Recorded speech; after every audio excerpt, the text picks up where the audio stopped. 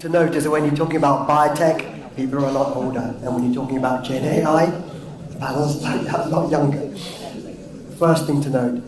So Gen AI is one of the hottest subjects, and it's the talk of the town at the moment. You can't go anywhere or see anything and not see how generative AI can have an impact. So I'm really looking forward to this exploration of where generative AI is now, and some of the use cases, and also to kind of touch on some of the hopes and fears for the future of generative AI. But before I jump in too much in the discussion, may I ask you to introduce yourselves, please? Hi, I'm Soniya Sadhnani. I am a investment professional at IIMA Ventures, formerly known as CRE. At IIMA Ventures, we invest, incubate, and accelerate early-stage tech startups.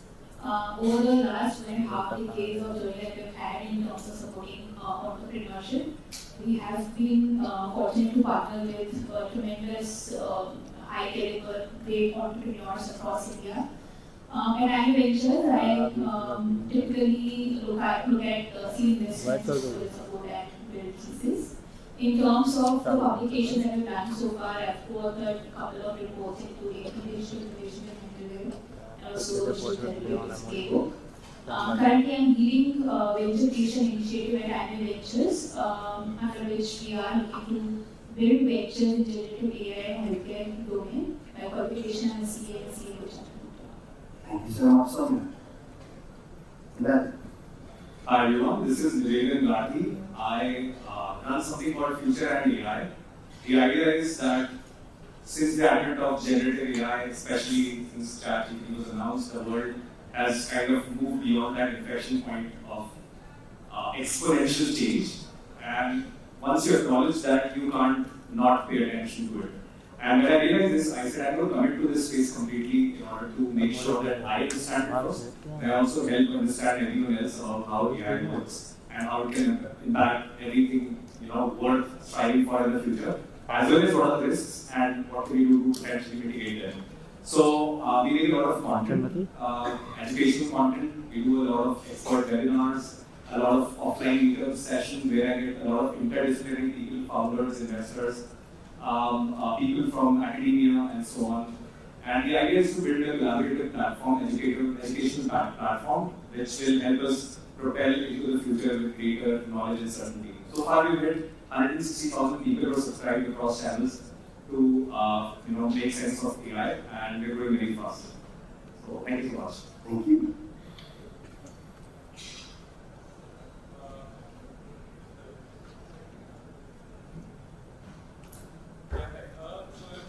Just one mic.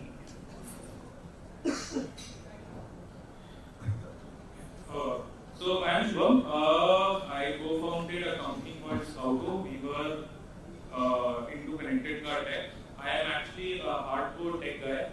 So I initially started my journey building navigation algorithms, which is what composes my published work. After that, we started building Scouto, which got acquired by a company called Spinning.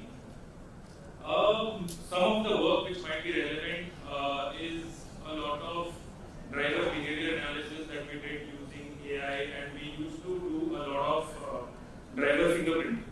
Right? And post that, I also am an author for a bootloader framework, which had a lot of ML-based security built in.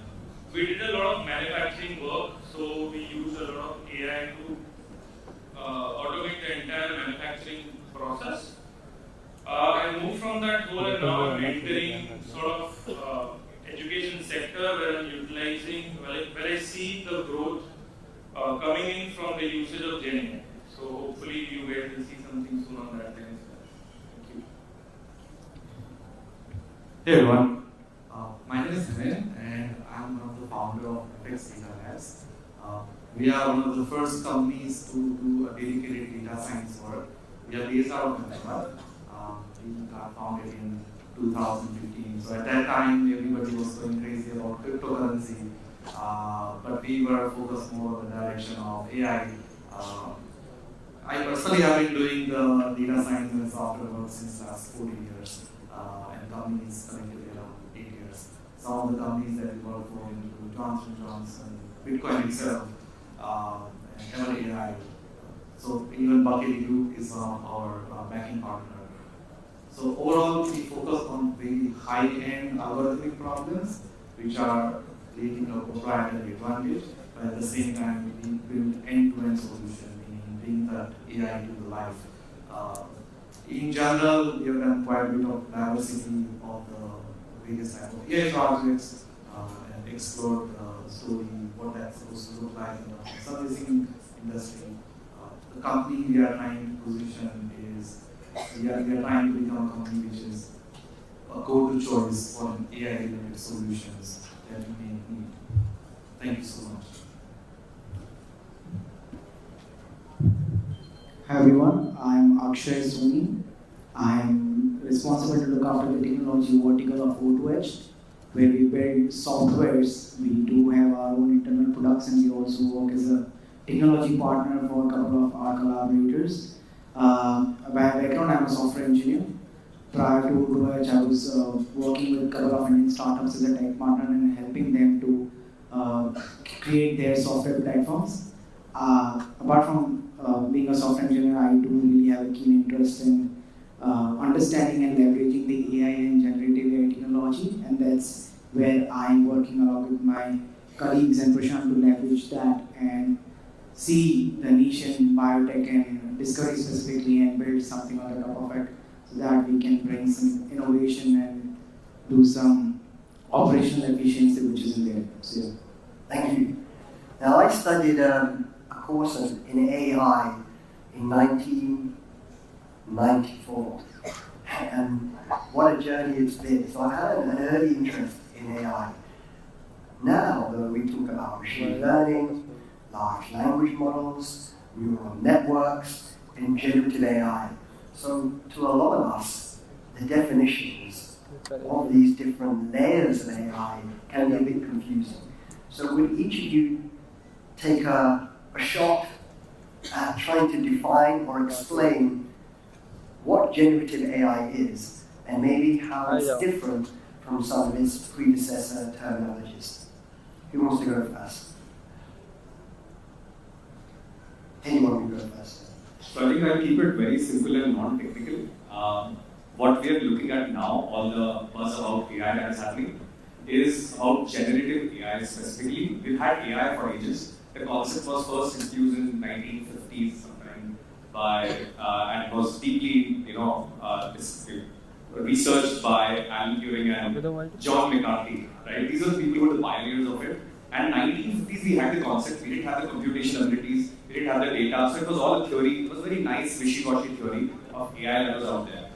Now, in the last 20 years, a lot of progress has happened in AI on the front of big data crunching. That is what you've been hearing about whenever you've heard about AI before 2022, right? Or 3 rather, for that matter. So, the AI that we had was something called discriminative and predictive AI. What it did was, if you gave it a lot of data, it could simulate human learning on it, or human-like learning, and this is an analogy for that, where if you feed it enough data, it would know the patterns precisely that as a human you cannot capture. You can read a few books, you can't read the entire library. That's the distinction that an AI has over, let's say, human beings' limitations there. Now what is possible with the new generative AI is, because of the advent of this concept, a mathematical concept called transformers, and a lot of progress in the computational abilities, and a lot of data set that has been gathered over the last decade, we are now able to generate human-like patterns. Now what are human-like patterns? Language that we speak is a pattern. Things we draw is a pattern. Videos are a pattern, right? Every interaction that we do with the world to create something, that is now theoretically possible to be created by generative AI now. And that too at an insanely large scale. And that is what makes it so special and sometimes so scary as well. So that is how I would define generative AI. Thank you. Who wants to go next?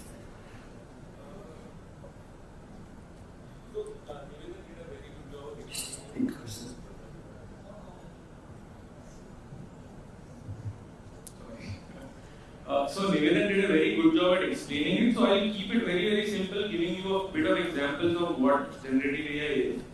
So generative AI, I feel, is where art meets science, right? Because earlier AI has been giving you a lot of technical work and be able to do a lot of classification, clustering type of work, right? So if you think a self-driving car, right?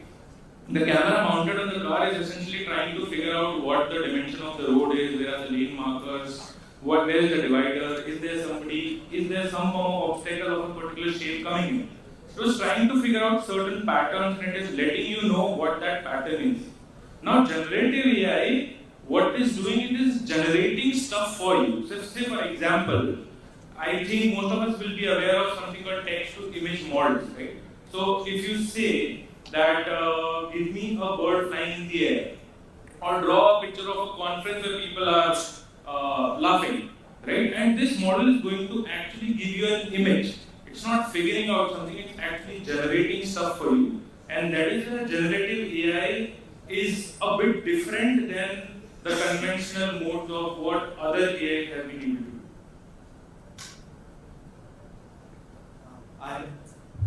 I have some different take on this. There is a quick buzz about generative AI. It is more like a fashion right now. Everybody wants to put AI in their system. Let's drop AI from the generative AI and let's understand what is generative intelligence, right? Which you and I, all of us have, right? How did that happen? So you see, we don't have like claws like lion. We don't have teeth like lion. We don't have like horns or anything. We don't have a physical advantage in the jungle. If we go in jungle, some animal will come and kill us very quickly, right? Now we have physical advantage, which is our intelligence. But imagine, hundreds of thousands of years ago, or millions of years ago, when we were monkeys, or some version of monkeys, we had no advantage. To the point we could not even climb trees. Our species could not even climb trees better. So we were on the ground. This created a need between our species that we need to talk to each other more than there is danger. We need to say where is the danger, how fast is the danger, right? How do we tackle the danger? So we needed more vocabulary. The animals do very quick classification. They will say this is danger, not danger. Food, not food. Good food, bad food. That's it. Right? Not more. Because you have physical advantage as an animal. But we did not have that. So we needed more than that. So this is where our need for more words, more vocabulary started. And this is something made us different. Now if you see an animal with claws, you know how to deal with it. But if you see an animal with words in his brain, you don't know how to deal with it. Right? You don't know what this animal is thinking. Right? So the difference between generative AI and the classical discriminative AI is the difference between how a dog will see a threat and a human will see a threat. Because human will express to each other. Right? And this is what makes us really intelligent. And we right now are able to do similar technology inside the computer. So computer is also able to express what it is thinking or what it is trying to form from the current data. This is a game-changing thing because now we are able to relate to it. There has been a lot of cult following in data science. Oh, I want to go in image processing, I want to go in text processing. But this type of thinking did not really develop for quite some time. But now we have that, right? So this is, I would say, the generative AI is like an understatement when you are really putting it from this lens, because it's more like a human-like intelligence that we have.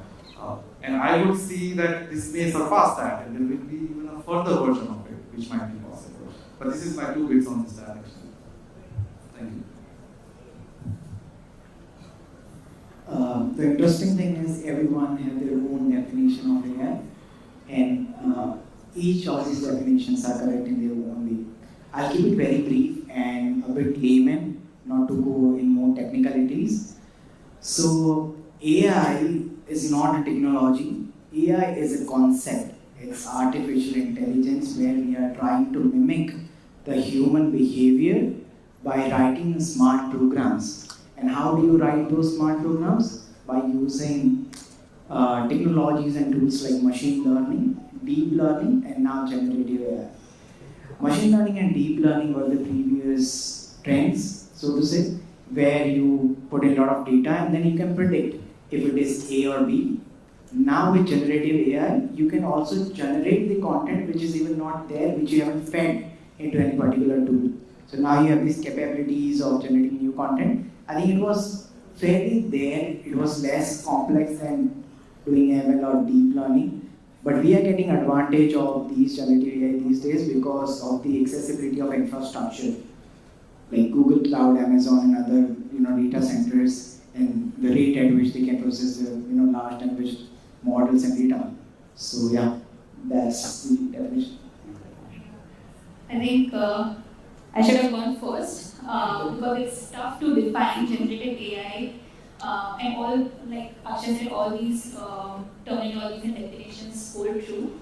I'll expand on to what Akshay just mentioned. I think generative AI in simplistic terms is a capability of AI to generate a wide variety of data, including text, images, audio files, 3D models, etc. Now, why has this been possible is because we have had long history of working with neural networks. Neural networks, in essence, are nothing but a way of machine to mimic how human brain works, which means that your neurons connect and communicate with one another. And deep neural network, in essence, is that technology. Now, what has happened is that earlier, with the recurrent neural network, which is part of a deep neural network family, the connection and the memory between those connections had certain limitations, which means that once you input and generate an output for the next node, the memory started to decline. With this architecture, which is transformer neural networks, it has been possible for multiple connections to retain the memory from the earlier input value. And this has solved and led to generate wide variety of data, like I said, the text, images, etc. And the best part about it is that machine can now understand the natural language, which is the kind of communication that humans have had since the ages. So it's possible for now a human, an individual, to interact with the machine and get response in the way humans understand, which is sort of what we have been experiencing with GPT models. And thank you. And on that note, generative AI, the underlying technology of this is like the large language models. So would someone like to, doesn't have to be anyone in particular, would someone like to give us an exploration of what a large language model is and how that impacts how generative AI works? So, a large language model, again, as I said, it has a very high vocabulary, right? So, typical large language model, open source would be 80 billion parameters. The ChatGPT 4 is 1.7 trillion parameters. That sounds a lot, right? I have 100 trillion parameters. You have 100 trillion parameters. Like hundreds of people in this room have 100 trillion parameters in the brain. So it's like very small compared to that. Right? But that parameter also deals with your managing your own body, right? It's not just thinking. So it has the capacity to deal with so many words and nuances and dynamics within that. I mean, if it was this simple, then why did we do it 10 years ago, right? Like just more words, right? So the more words has this interesting thing. The problem was, let me give you this sentence. That he has a ball and he passes the ball to him. Then he passes the ball back to him. In this one sentence, the meaning of he and him changed twice, right? And the language works like this. Unfortunately, the technology prior to transformer was not able to deal with how dynamically the meaning of he changed suddenly in the sentence, right? Imagine we don't have he and him, then I have to call him by his name. Then I have to call everybody here by their individual name because I cannot call they, right? So these pronouns are there in the language, and we were not able to deal with pronouns, the variable meaning of individual words. But this thing changed as they introduced the multi-headed attention. Multi-headed attention changes the meaning of a single word or an item in the discussion dynamically. right? And this thing revolutionized the whole story because it allowed us to train on a very large volume of text data. And then it became like, oh, it's not just about word. It is also about visuals. Even in the visuals, suddenly the meaning of same item changes, right? So this dynamic meaning association that we have is possible. Then it even built it on further that not just dynamically assigning the meaning, but also dynamically creating a visual scenes and visual scenarios that we have, right? When you are imagining something in your brain, you're dynamically assigning a meaning to this blank wall, right? So that is something now possible, which was previously not possible. There was no formula available. And there is more to explore. How much is still unknown? It is unknown at this point. But the general trend right now is in 2017, the model was in like few million parameters. Now it is in billion, then trillion. I think every 2 or 3 years, the parameter count is increasing by 10 times. So probably next 5 to 6 years, that's the projection that we will have AI which is capable of thinking like a human, much more similar to human than it is. Can I ask, and I'm going to put this out to anybody again, whoever's this appeals to most.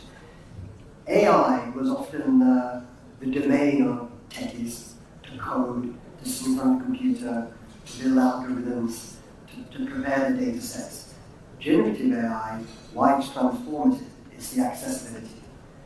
So can you just kind of, does anybody want to explore why generative AI is different due to the accessibility that anybody can, with a prompt, head onto a computer and can quiz a platform in a way that they were not able to do before? Does anyone want to touch on that? So I would like. It's just like the democratization in a way about AI, right? Yeah. I think, and I have been most excited about that part of generative AI. So to give you a quick context of the question and the later on the answer, if you look at any technology, the adaptability or adoption of that technology is always limited by the interface of that technology. So think mobile phones, think computers with a black screen, a black terminal. How many of you would have been using it? At least not in the not masses. People won't be able to use mobile phones. It was only because of the advent of operating systems and things like GUI that people could use this. Similarly, with GenAI, what is happening now is most of these AIs are able to sort of develop a human level modality.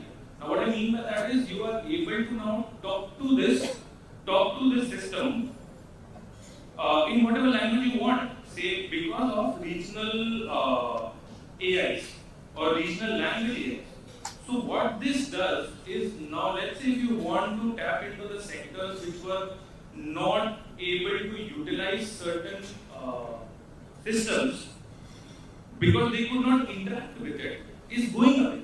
And this interactivity makes GenAI extremely powerful and makes it possible for us to reach the sectors across the diverse cultures, not just in India but across the world, to be able to take benefits of these systems. And that is where I feel GenAI is creating the most amount of impact. Okay, can someone also give us an exploration of the data that was previously required to give us an outcome from AI, a prediction, an output, and the kind of data we were required to kind of prepare now with generative AI in order to get an output? How does that compare? What are the differences?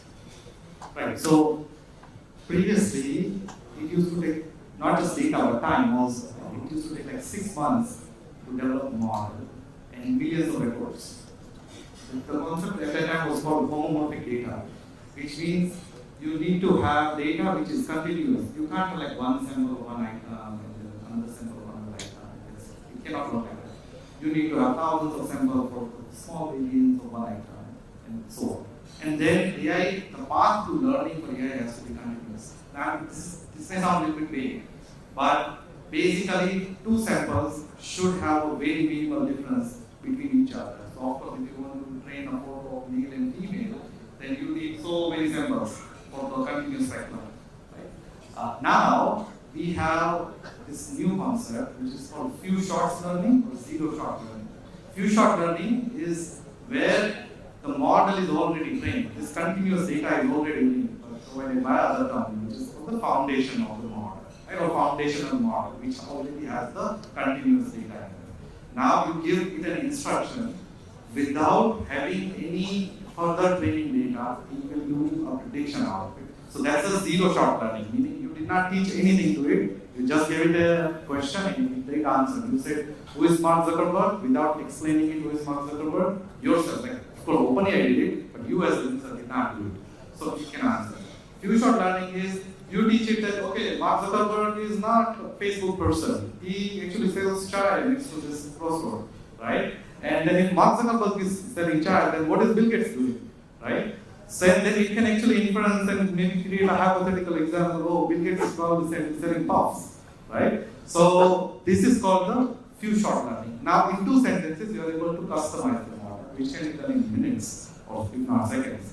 This is the game changing. This actually enables everybody to use AI because the delay and the risk factors are all gone from the picture. That's a very interesting one. Now, we usually do questions at the end, but we explore GenAI in 3 parts. We did definitions, we're going to move on to use cases next, and then hopes and fears. But there's so much new terminology to wrestle with here. So I just wondered if anybody had any questions on definitions or clarifications. We can kind of all move through this journey together today. Does anybody have any questions on definitions or meanings of specific words? Alex first. That they have. Okay, well, we'll keep going. All right, so let's move on to the use cases. I think that sometimes helps get a real feel of how generative AI is going to help all of us in our everyday lives. Would you like to go first, Soniya?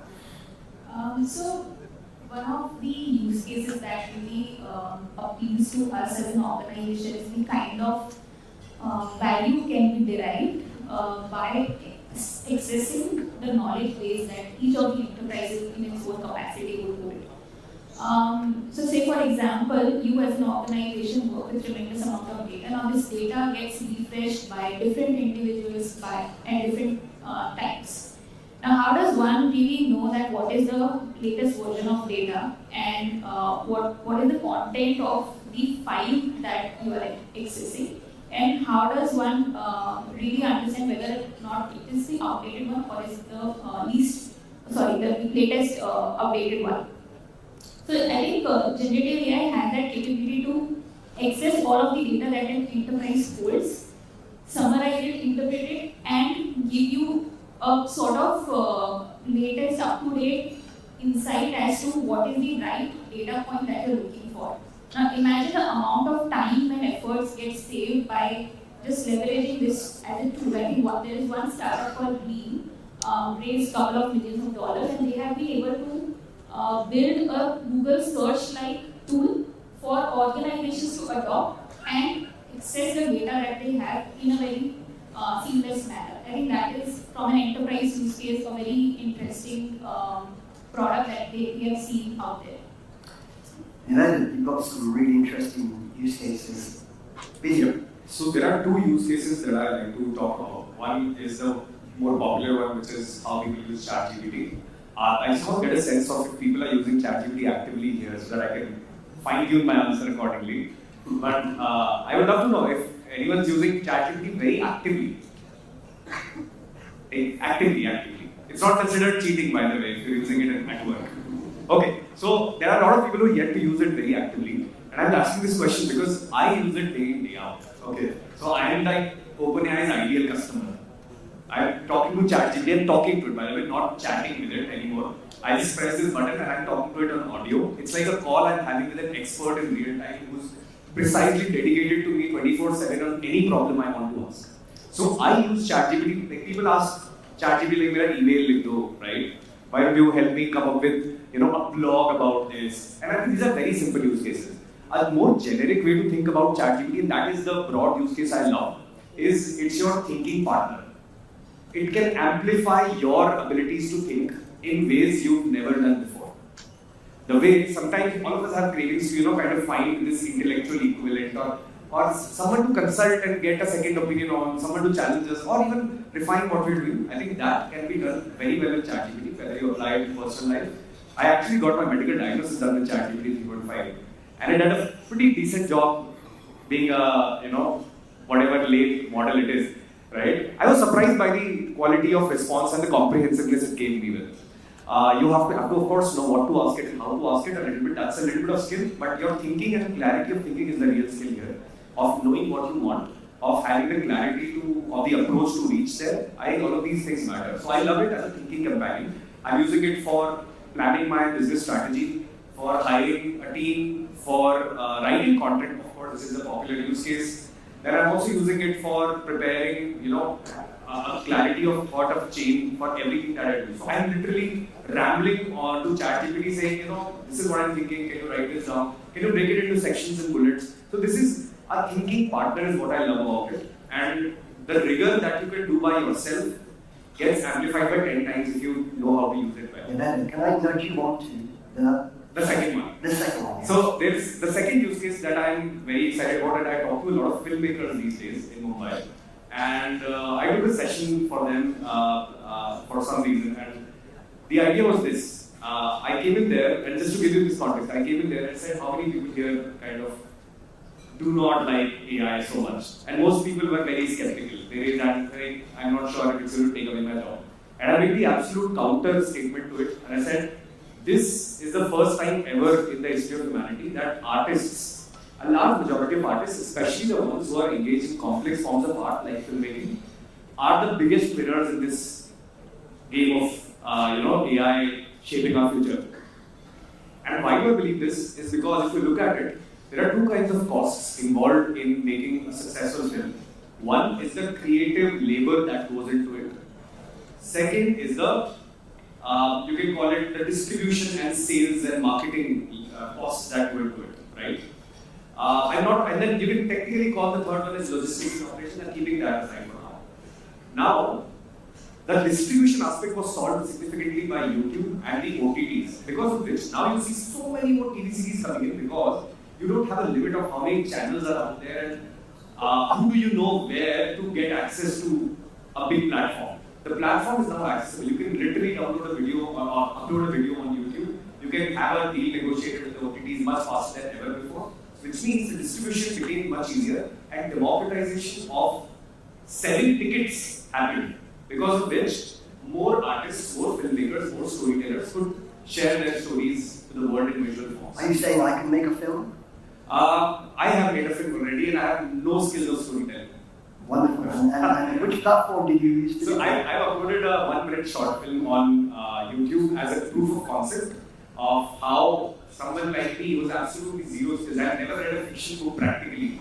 I've only read non-fiction. That's how far away I am from storytelling. I could write a book, write a 1-minute short story about a Mexican gang who's sent to prison and comes back for revenge. Literally, and it had the perfect visuals for it.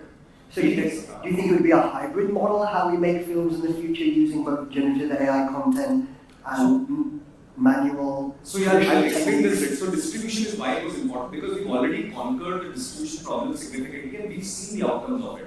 What it means as a general idea is if you reduce the friction to creative vision, creative work, you get more people coming in, getting more opportunity, and democratization of art happens. When it comes to creation now, this is where generative AI comes in, is that if you have a clarity of what story you want to tell, how you want to move people emotionally, experientially, and you have a vision of how you want to go about the entire thing uniquely from other people, you will start using generative AI on all the tools that are coming in, like Midjourney, Runway. Now Runway is kind of dead, but Sora. Have you heard of Sora by any chance? So if you haven't, please look up Sora. It is something that gave me anxiety for a week, for the progress of AI being so fast that it literally unsettled me for a week that, okay, I was thinking this was going to happen in 5 years, it happened in 1 month. So it's that fast, the change that we're looking at. And it requires you to have just enough clarity to say this is the story, these are the scenes, these are the kinds of characters I want, and you can literally, the way you can start a startup from a garage, 5 friends get together and say, you know what, let's start a laundry business, let's start an e-commerce business. We can do that today, that's why there's an explosion of entrepreneurship. Similarly, a lot of creative people, mostly across all the creative centers of the world, will start getting together and say, I don't want this 100 crore, 500 crore budget funds to be raised. You know what, let's get together, pool it from 10, 15, 20 lakhs, and let's make a different take on Spider-Man.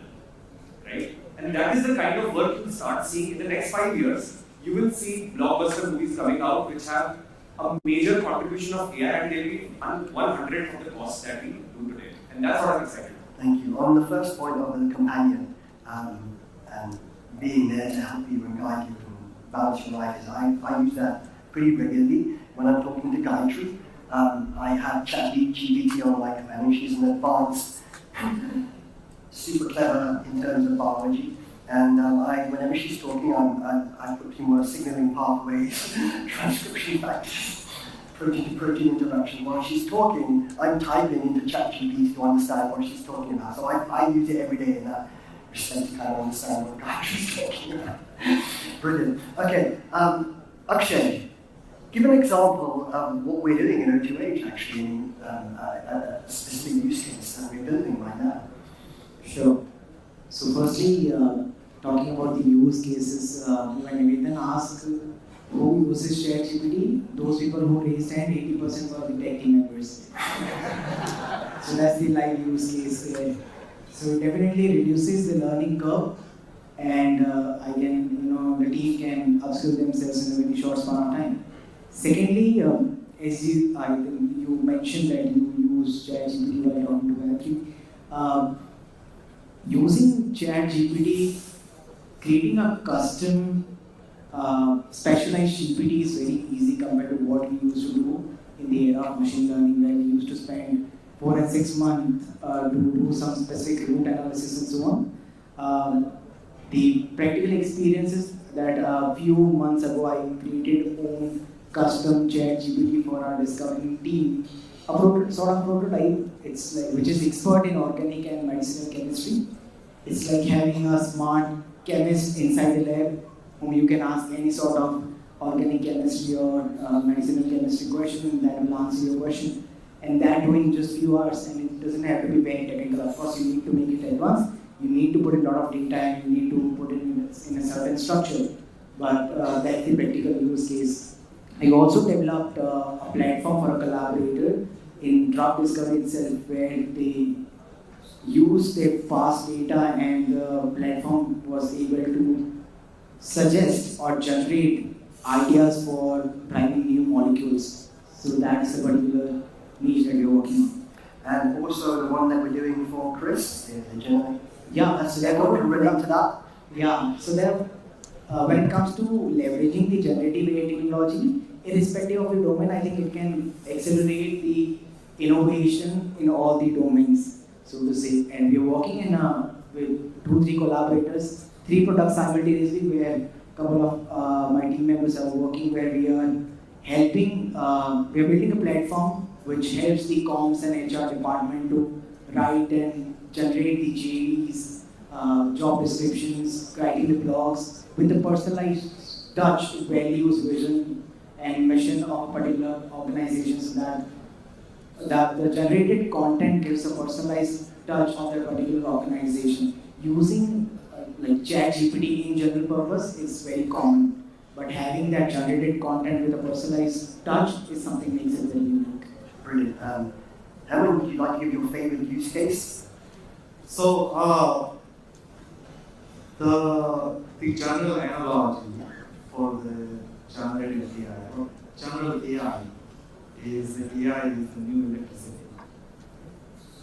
Every device, every part of your life has electricity, and so every part of your life will have AI. It is very broad. I can tell you some of the examples we use in our company. We use AI for equipment, 50% for equipment is handled by AI.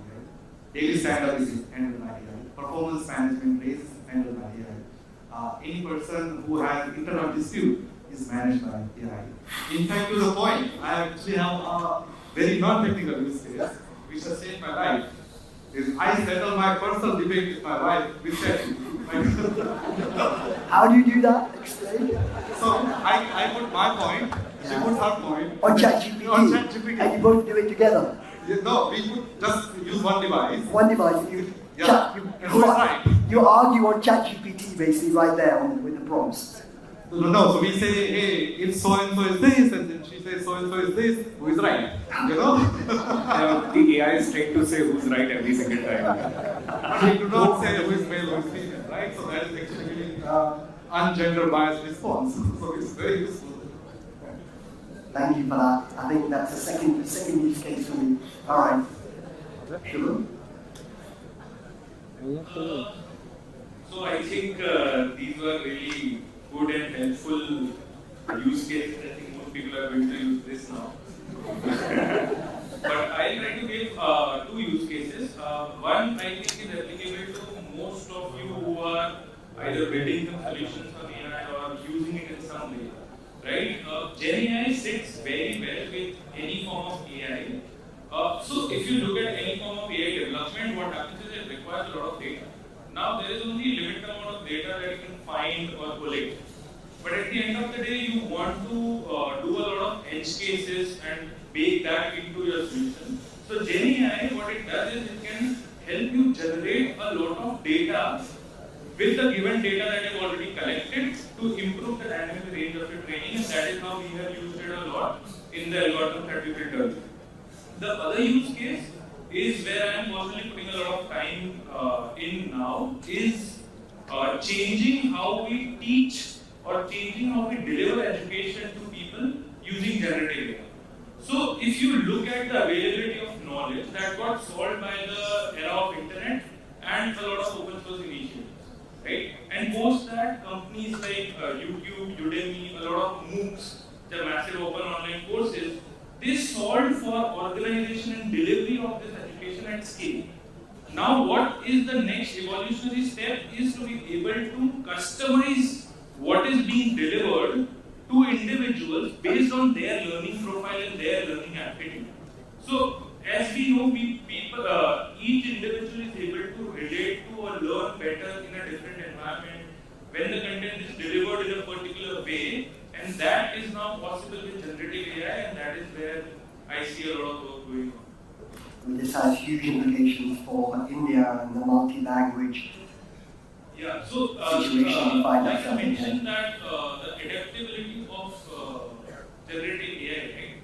So now what happens is when you look at a lot of regional sectors of the country, most of them are always siloed away from all the modern innovations that happen.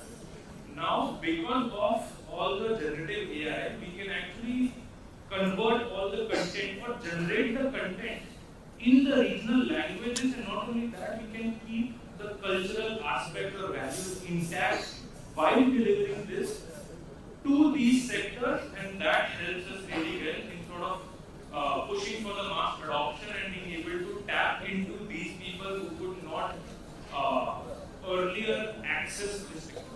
And that is where I feel is the most impactful. Okay, thank you. So we've done definitions, explored some use cases. So we want to come back to the audience briefly. Does anybody want to share some exciting use cases or ask them? Yeah, Gayatri?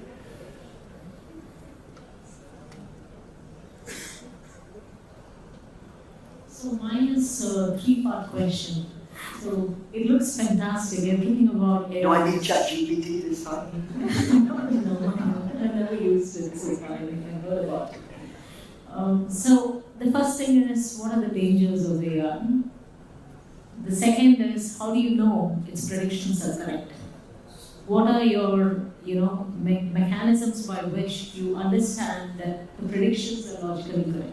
There is no way I think you can go back and you've taught it and then it's on its own, correct? And what about the job scene in the future? If AI can do everything, what happens to all of us, except the data scientists and AI? So Guy just asked my next two questions, which is perfect. Go for it.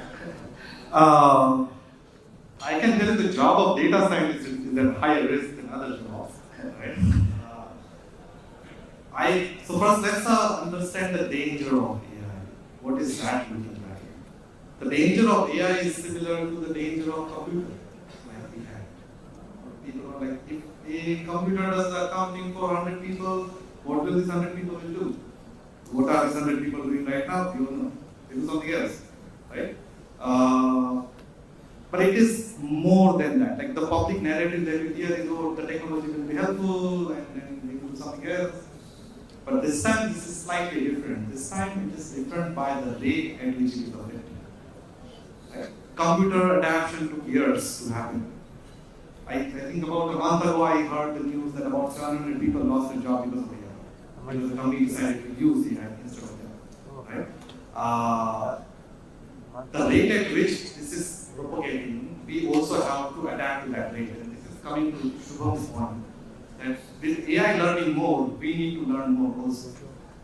The concept is, you can compete with AI. It is like trying to be in a race with a car. You can't win the car race by running, but you can have your own car and run the car race with other car. Right? So the idea is called augmented intelligence, meaning the ChatGPT is a form of augmented intelligence. It does work for you. It does not compete with you. Right? It actually helps you compete with other humans who also do augmented intelligence. Part of your brain is in computer now. Right? When AI becomes stronger, so that's the concept of AGI, between AGI and super intelligence, then AI has its own thinking. Right? In that case also, human plus AI and just AI, it will be that competition going on. Right? But it is going to happen and it is inevitable. If you think that, oh, this will not happen, then you are in denial. Right? And you really need to get ahead of it. If you are ahead of it, then you have some room in it, and then you can actually become somebody who understands AI, then a late adapter. So that is the danger of it. I don't think the danger is AI. The danger is that we ignoring AI is the danger. Right? The data is wrong part. Maybe does somebody else want to, Sonia? Yeah. If the data is wrong, just remind everyone, what do we do? So that's what I mean. So say for example, again going back to the enterprise use case, when we think of the other half of the capabilities of AI, which is not just to understand and read out the data, but also capability to generate data. Now, if let's say if the underlying data is say incorrect or it's incomplete, the kind of data that starts to get generated now because machine is generated, so we have sort of taken away the limitation of what humans had of generating data at a certain scale. Now, because we have democratized data generation, which means that eventually to bifurcate what is the original content and what is machine generated, which we don't realize at the moment today, but eventually say 5 years down the line if you have to train a model. So how do you differentiate between the original content and machine generated content, which could be generated by an incomplete or incorrect data set?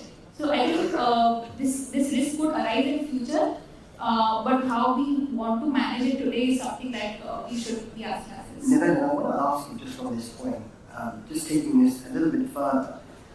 The data set may be wrong, which will give you a wrong output, but what happens if humans choose to deliberately put fake data in and create fake stories, fake news, fake information? That's pretty risky to society.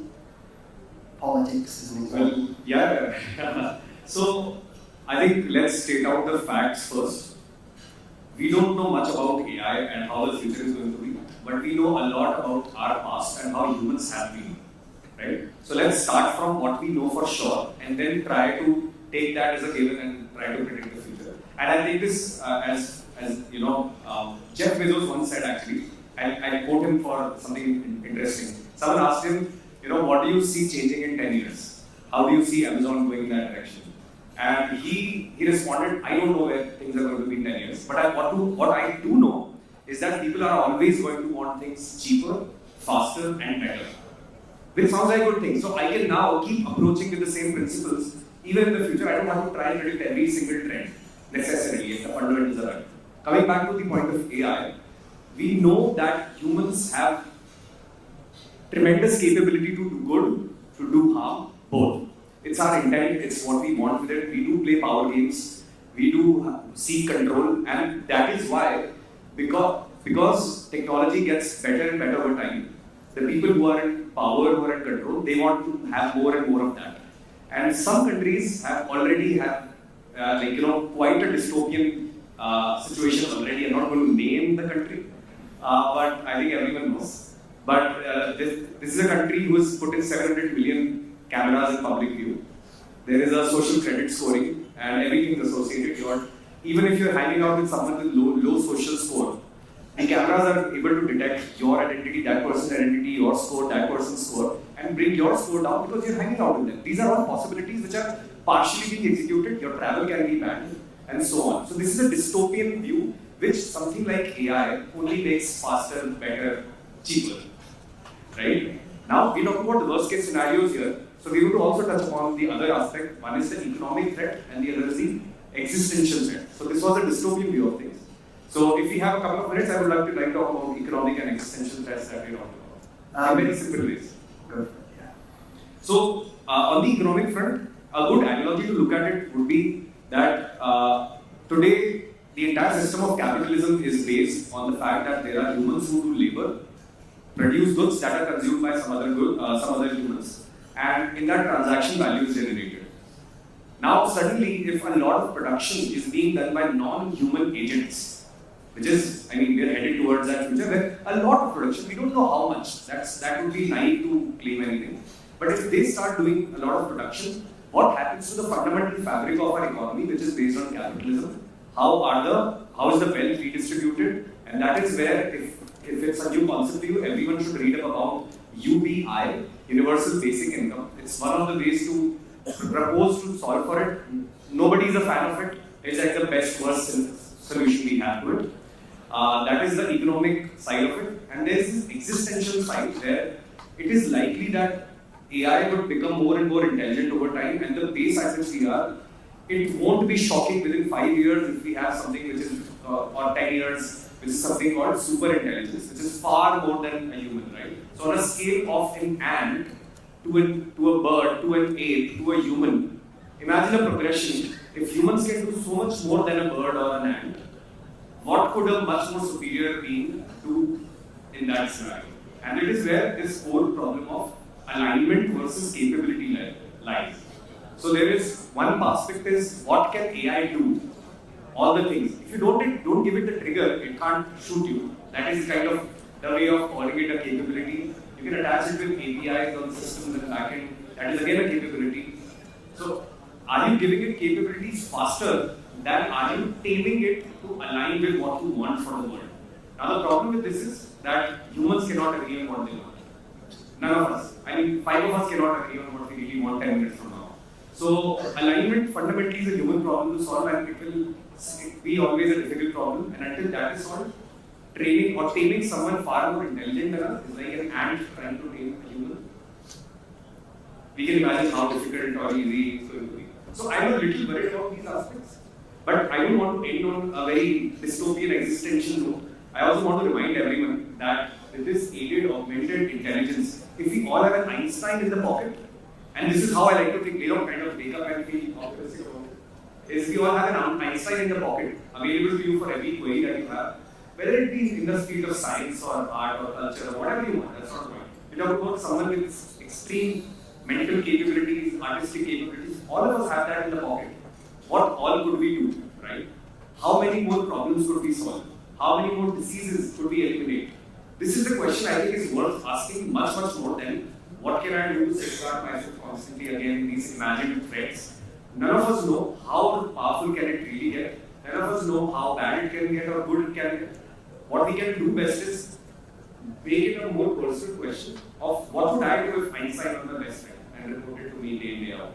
Does any more questions? Yeah. Deepshika?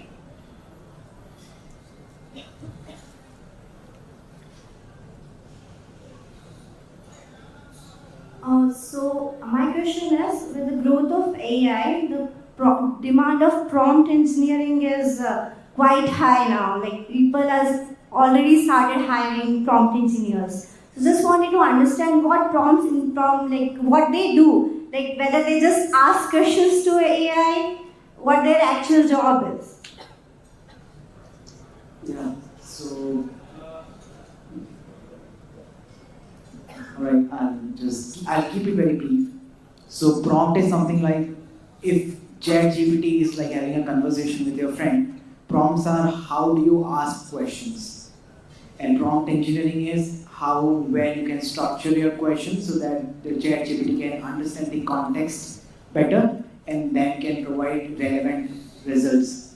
So given that different organizations are leveraging the generative AI technology to reduce their operational cost and make it more efficient, they hire, probably this trend will also change in a very short span of time, but they are hiring these engineers to take the full advantage of ChatGPT and these large language models and generative AI tools so that they know how to ask the right question in the right way so they get most relevant results out of it.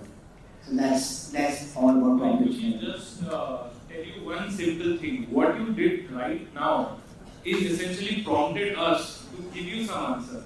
That's essentially what you are doing with these systems. See, all of us have done some amount of or gained some amount of expertise in our own domains, right? And we hold a bit of knowledge that might not be there directly available to you. And what essentially you are tasked to do is figure out questions that can get an answer which will help you do some of your work. That is essentially what you are doing with all these models. And that essentially is what prompt engineering is. Thank you so much. And share a slightly contrary view on this. I teach people prompt engineering a lot, and I think it's a non-skill. It is not a real skill.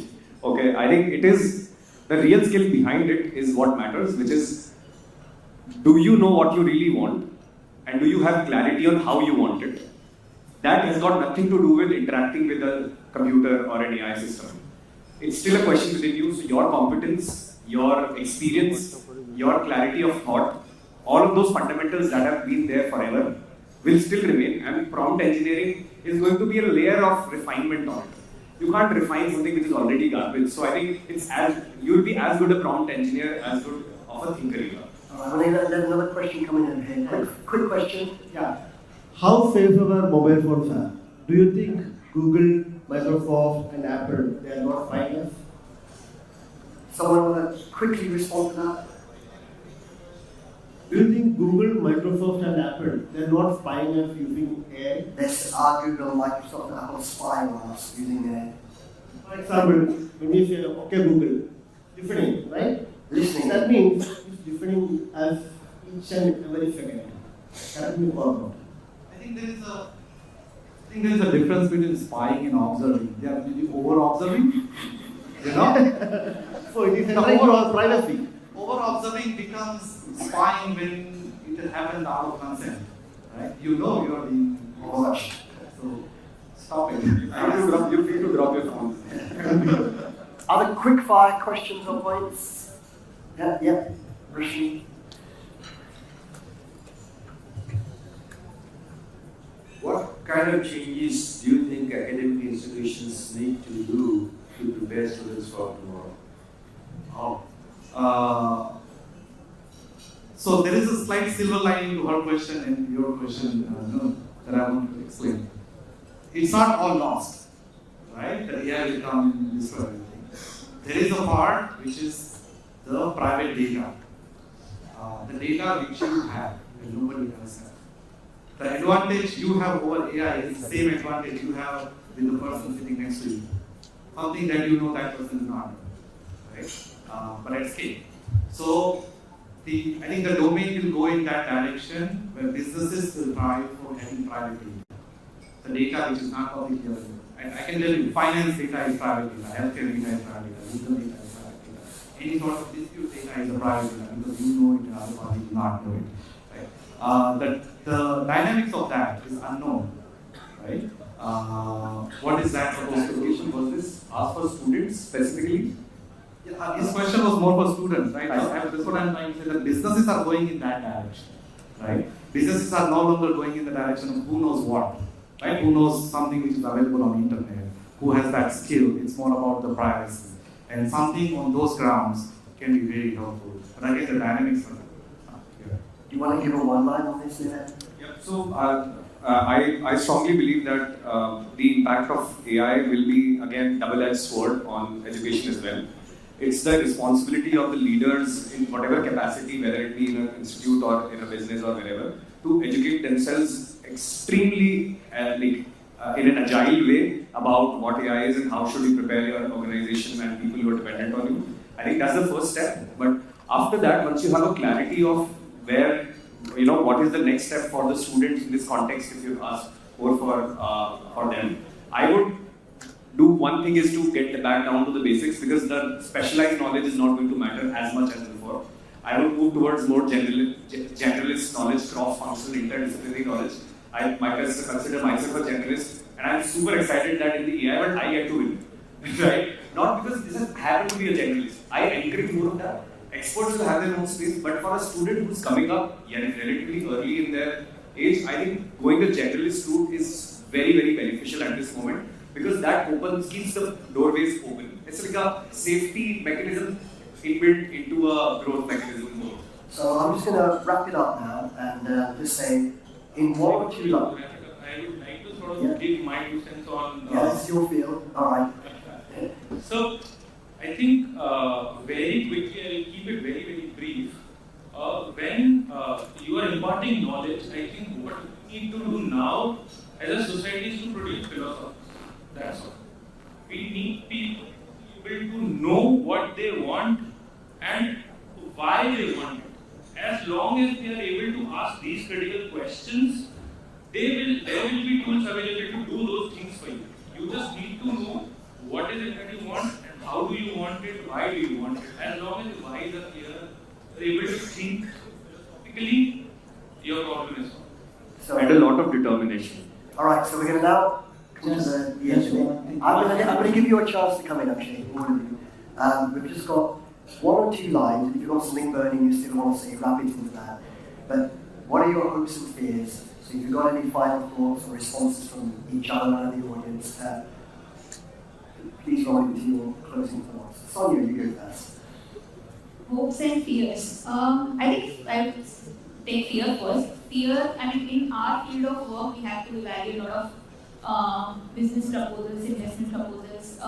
The fear is that there is a lot of noise. And given the fact that there are open source models available out there, the possible solution that we're seeing being built are wrapper solutions, which means that you don't have to do as much of a tweaking, but take the base foundation model and do some bit of additional layer on top of it, and you have a good vertical solution available.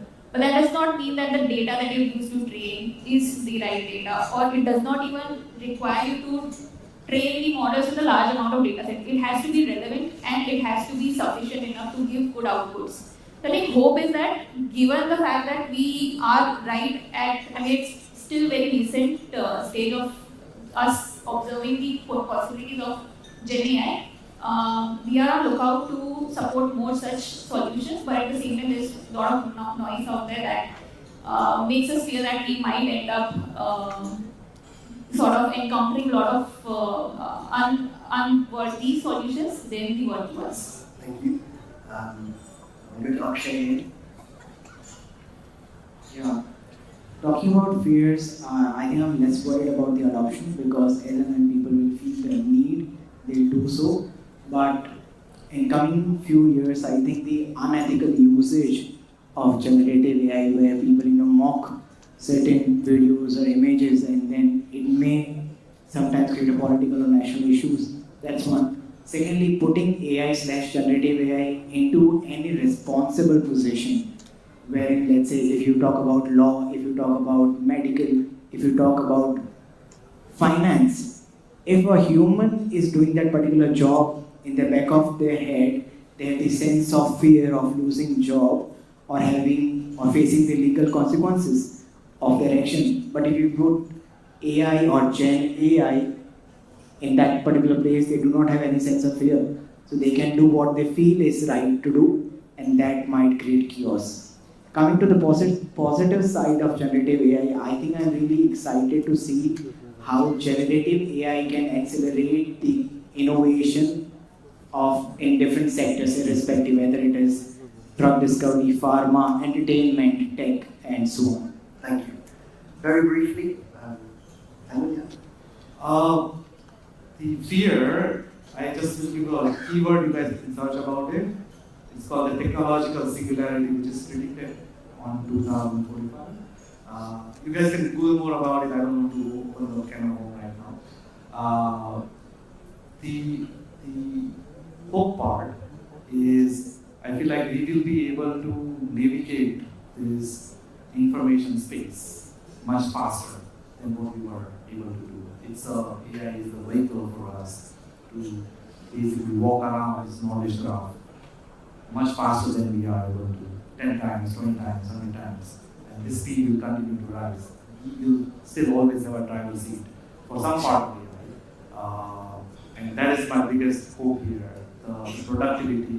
The more you will be able to do from this lifetime. There's a nice saying about it, that only if I was born 100 years after this, I would know what would that look like. But maybe you will not be so much worried about it that much, because you can learn really fast. Thank you. Shubham, very briefly, a line on each. Yeah. So the only thing that makes me uncomfortable at the moment is how well we as a human civilization will be able to sort of adapt to all the changes that are going to come in. Because with the advent of AI, almost everything that we know is going to change in some way or the other. And how well do we adapt to it? Because this is something which will require a world-level collaboration, which is hopefully solved through a lot of open source frameworks, right? Which sort of do the collaboration and solve for it. But that is the bit that makes me a bit uncomfortable. But before going, I would like to mention just one thing. In the span of our civilization, there have been a lot of movements which changed the entirety of human world. I think we are living in one such moment, and that is what makes me extremely excited. So I hope we all can be excited and move forward and enjoy the adventure. Thank you. Last word to you. So I've had a chance to share my fears. I think covered it well. I hope we are all curious enough to pursue them and understand them. So the number one hope that I have, I think it's a more practical and pragmatic question that I obsess more over after the end of all these conversations that we have. One question that matters, which is the question of curiosity, not that of fear. The fear-driven question says, will AI replace me? Right? And I think that's a terrible question to ask. Like, if there was a magic wand I could wave, I would probably not cure all the illnesses, but probably get people to stop asking this question right now. Can we ask this better question, which is far more constructive and driven out of sincere curiosity, which is, how will AI transform the world, and how must I transform with it? If this question we start asking with curiosity, wherever that leads us, hopefully towards an educational path, hopefully towards a path of self-discovery. These are two things that I think will matter even more. Are we curious about ourselves, and are we curious about things that are happening outside? And I think those will lead the path forward. And if more people could ask this question, I think the world would be in a great place. Well, I think on that hopeful, positive note, that whatever life we do have, generative AI could help us live a richer, more fulfilling and productive life. So on that note, I'd like you all to kind of thank our amazing panelists.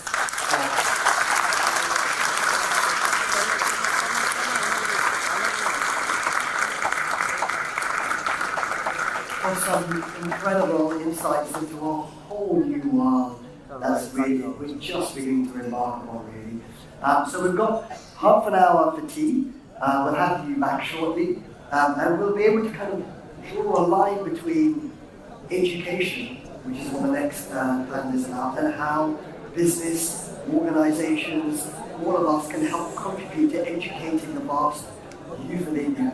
And AI may play a role in that as well. Thank you all very much again. Thank you. See you all again shortly. Picture.